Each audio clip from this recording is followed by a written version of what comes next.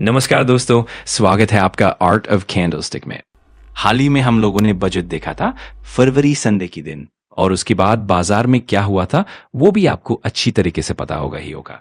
पर दोस्तों, अगर हम बात कर ले, देखिए बजट में निर्मला सीतारमण जी जो भी अनाउंसमेंट करती है और वो प्रोसेस सब कुछ होने के बाद फिर वो चीजें इंप्लीमेंट होती हैं। तो 1 फरवरी जो भी चीजें हम सब लोगों ने देखी हैं वो क्या होती हैं दोस्तों? सरकार ने बताया है कि हम ये करने जा रहे हैं। मतलब इसलिए अगर आप निर्मला सीतारमण जी की स्पीच सुने तो उसमें आपको एक शब्द कॉमन दिखेगा, प्रपोज, यानी हम ये करने जा रहे हैं, किया नहीं है। तो क्या वो चीजें सरकार कह रही है कि वो करने जा रही है, तो क्या उसमें बदलाव हो सकता है? यस, हो सकता है। तो यही तो है दोस्तों कि 1 फरवरी को बजट अनाउंस किया जाएगा।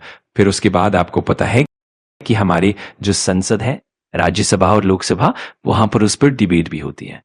अलग अलग लोग अपनी अपनी राय रखते हैं कि क्या क्या चीजें उसमें प्लस माइनस करनी चाहिए, और फिर बाद में जाकर सारी चीजें पास होने के बाद, ठीक है, फिर वो अप्रैल से लागू होती है। मतलब क्या है दोस्तों कि यहां पर बजट तो पार्लियामेंट में डिमांड करनी चाहिए निर्मला सीतारमण जी के सामने। सामने जो भी है विपक्षी पार्टी वाले, ठीक है, जो सरकार में बैठे हैं, वो थोड़ी ना डिमांड करेंगे। तो आखिर में हम कह सकते हैं एक बहुत अच्छी खबर हम लोगों को मिलती है कि बजट को लेकर सरकार के सामने बड़ी डिमांड्स रखी गई है। जैसे मैंने पहले भी कहा, अगर बजट के बाद डिमांड नहीं रखोगे तो बदलेगा क्या? इस वक्त एक चीज सामने लाई गई कि एयरपोर्ट पर सरकारी सुविधाएं नहीं मिलती और चीजें अनाप शनाप दाम पर बिकती है। इसके बाद बदलाव देखने को मिला। शुरुआत हुई, इंप्लीमेंटेशन में अभी समय लगेगा। अब राघव चड्ढा जी की ओर से बहुत कुछ सामने आया है। उन्होंने 3 पॉइंट रखे। 3 पॉइंट, बजट की पॉजिटिव और नेगेटिव बातें। वही पॉइंट्स मैं आप सबके सामने रखूंगा। सबसे पहला पॉइंट है एसटीटी। एसटीटी की बात करें, आपको पता है इस बजट में एसटीटी बढ़ा दिया गया है ना?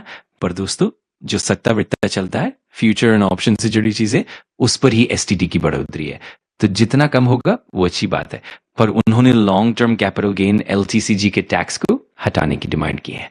आप देख सकते हैं राघव चड्ढा जी ने कहा है कि एलटीसीजी को हटाना चाहिए, खासकर रिटेल इन्वेस्टर के लिए। इससे क्या होगा? रिटेल इन्वेस्टर को फायदा होगा। तो ये डिमांड उन्होंने निर्मला सीतारमण जी के सामने रखी है। अब देखना मजेदार होगा कि इसमें बदलाव होगा या नहीं, और ऐसा क्यों? अगर हम हिस्टोरिकल डेटा की बात करें तो 2004 के हिसाब से एलटीसीजी 20% था, लेकिन इंडेक्सेशन के हिसाब से टैक्स कम हो जाता था। वहीं एसटीटी उस वक्त लागू नहीं था। फिर 2004 के बाद पहली बार एसटीटी आया, और 2004 से लेकर 2018 तक हम देखते हैं कि एलटीसीजी को हटा दिया गया और उसकी जगह एसटीटी ने ले ली। फिर आया 2018, जहां पर सरकार ने एसटीटी को भी लागू किया और एलटीसीजी को भी वापस लाया। इस बजट में एलटीसीजी और एसटीटी दोनों ही बढ़ रहे हैं।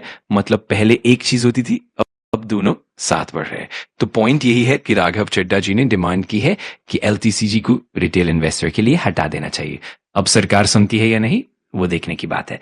इसी तरह एफआईआई के लिए उन्होंने कहा कि एनआरआई की लिमिट बढ़ाई जाए ताकि विदेश से पैसा आए। इनकम टैक्स को लेकर भी उन्होंने पॉइंट रखे, खासकर मिडिल क्लास के लिए। बजट में स्लैब रेट्स में कोई बदलाव नहीं हुआ, पर उन्होंने डिमांड की है कि स्टैंडर्ड डिडक्शन को बढ़ाया जाए। स्टैंडर्ड डिडक्शन को 50 से 75 करने की बजाय राघव चड्ढा जी ने कहा कि इसे 1.5 लाख तक कर दिया जाए। अब अगर ऐसा हुआ तो इससे टैक्स कम होगा और बाजार को भी फायदा होगा। उन्होंने ये डिमांड इसलिए रखी क्योंकि कॉर्पोरेट टैक्स और पर्सनल इनकम टैक्स में इंडिविजुअल ज्यादा टैक्स दे रहा है। कॉर्पोरेट टैक्स करीब 11.09 लाख करोड़ है, जबकि इंडिविजुअल से करीब 13.25 लाख करोड़ मिल रहा है। इसलिए उन्होंने डिमांड की है कि सैलरी क्लास को राहत मिले। मजदूरों के लिए भी उन्होंने इन्फ्लेशन लिंक्ड वेज हाइक की बात की है, क्योंकि महंगाई बढ़ रही है तो वेजेस नहीं बढ़ रही है। हेल्थ केयर सेक्टर पर भी उन्होंने लंबी स्पीच दी है। अमेरिका में हेल्थ केयर खर्च जीडीपी का 18% है, हमारे यहाँ सिर्फ 0.5%। तो उन्होंने कहा है कि हेल्थ केयर सेक्टर सुधारने की जरूरत है। रियल एस्टेट सेक्टर को लेकर भी बात की है, लैंड रिकॉर्ड्स को ठीक करने की जरूरत है। क्रिप्टो करेंसी को लेकर भी उन्होंने डिमांड की है कि इसे लीगलाइज किया जाए। तो ये सारी डिमांड्स उन्होंने संसद में रखी हैं। अब देखना है कि निर्मला सीतारमण जी इन पर क्या फैसला लेती है। अगर आपको वीडियो जानकारीपूर्ण लगा तो लाइक कर देना, कमेंट करके बताना कि अगला टॉपिक कौन सा चाहिए, और सब्सक्राइब कर लेना आर्ट ऑफ कैंडलस्टिक को, ताकि ऐसे ही पावरफुल लर्निंग वीडियोस आप मिस ना करो। Thanks for watching. मैं मिलता हूँ अगली वीडियो में। सीखते रहो, पढ़ते रहो।